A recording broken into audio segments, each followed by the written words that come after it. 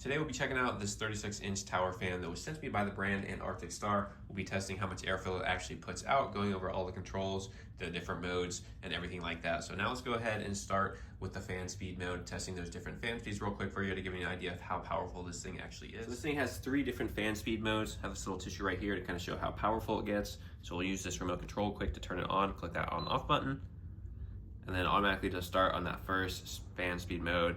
And then as I click speed mode again, you'll see it says F2 on there, letting you know that's the second fan speed. Not much of an increase, pushing it a little bit more, but it's also very quiet as well, which is great. And then when I click it one more time, it does really start pumping it out. You can see it pushing that tissue around quite a bit more, and you can actually start to hear it a lot more as well. So I would say this is pretty powerful when you do have it set on that third fan speed mode. And I'll just show you the difference one more time and go to number 1. You can see much quieter, but also less powerful. So it kind of gives you a little balance based on how much power you want pushing out of this fan. Now I'll go ahead and move on to that next test. All right, so I just want to give you a close-up of the LED display screen as we go over all the different features. So I will turn it on with the remote, but you can also turn it on or off with that as well. So it's nice to be able to use both. If you're sitting a little bit further away from the fan, still want to be able to control it, you can do it with this nice and easily. You do have that light button at the top that'll go ahead and turn it off while the fan is still actually working. You can kind of hear it still on. And then you also have the oscillation going from the left to the right, so which is nice. You can go ahead and pan it wherever you want to in the room. When it gets to one place you want to stop, you can go ahead and stop it by clicking that button once more. And then you also do have that timer button. So it starts with 1 hour and it goes up quite a bit, I believe to about 12 hours, let's see. And then it does reset. So you got 12-hour timer there, which is nice. And then you do have a couple of different modes. There are 4 modes with this thing. So let me go ahead and turn it back this way real quick. If I click that first mode, you'll see right there, that is gonna be the sleep mode designed for nighttime use.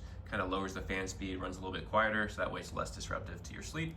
If I click it again, we're gonna move to the nature mode, natural mode. You kind of see a little tree right there in the middle. That just changes the fan speed automatically to simulate a more natural breeze instead of a constant airflow. So if I click it one more time, you'll see it's on automatic. The auto is for adaptive comfort mode, so it'll automatically adjust the airflow based on the room conditions and the settings, which is pretty cool. So it kind of sees the temperature and takes it on itself to automatically adjust that fan speed. And then that last one is just gonna be the normal mode. It's putting out whatever you're telling it to based on the remote you're clicking or the buttons you're clicking on here. So in terms of build, design, all that, as I said, it's about 35 inches in total height here. The base part's gonna be about 8 inches by 8 inches in size. Really easy to put together. It comes in 2 parts. You have this left panel, that right one. All you gotta do is click it together, and then you just kind of lock this one into place. So no screws or anything needed, which is great. So just kind of give you the full 360 view.